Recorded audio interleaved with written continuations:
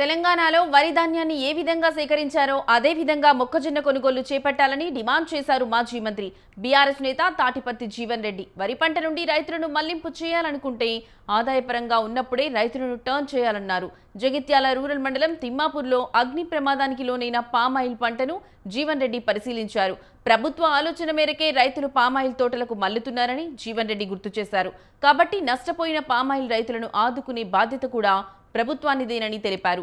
రైతు ఆర్ఏ ధర్మన్నకు ₹1,00,000 ఆర్థిక సాయం అందించాలని డిమాండ్ చేశారు తాటిపర్తి జీవన్ రెడ్డి.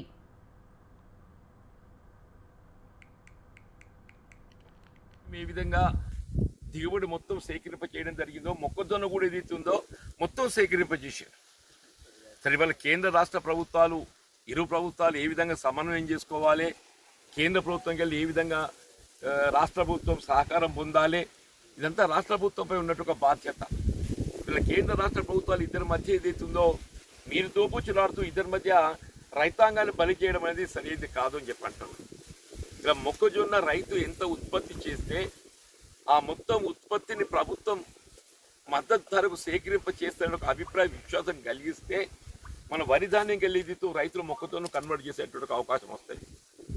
అట్లే పప్పు దినుసులు, నూనె గింజలు కూడా ఏదైతుందో ప్రతి క్వింటల్ కనీసం ఒక ₹1,000 క్వింటల్కు మనం ప్రోత్సాహం ఇవ్వగలిగినట్టయితే రైతులు కొంత మళ్లింపు చేసేటువంటి అవకాశం లభిస్తాయని చెప్పంటున్నాను.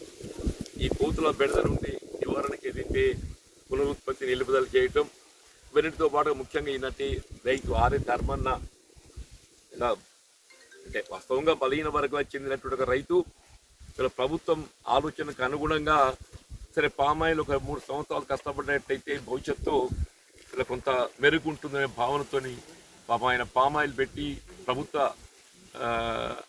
సహకారంతోనే ఇదంతా ట్రిప్ కానీ ఇతరతంతా ప్రభుత్వ సహకారంతో చేయడం జరిగింది. ఈ రైతును ఆదుకోవడం ప్రభుత్వ బాధ్యతగా భావించాలి. మీరు ప్రకృతి వైపరీత్యం కింద దీన్ని పరిగణించే డిజాస్టర్ మేనేజ్మెంట్కి వెళ్ళి వీళ్ళ కనీసం ఏదైతుందో ఒక ₹1,00,000 ఈ రైతుకి 3 సంవత్సరాలు పంట నష్టపోతే సంవత్సరం ₹1,00,000 పోయినాయి. కనీసం ఒక ₹1,00,000 ఈ రైతుకి ఏదైతుందో ఆర్థికంగా సాయం అందింపజేసే విధంగా ప్రభుత్వం చర్యలు చేపట్టాలని చెప్పని, ఈ ధాన్యం ఏ విధంగా దిగుబడి మొత్తం సేకరింప చేయడం జరిగింది.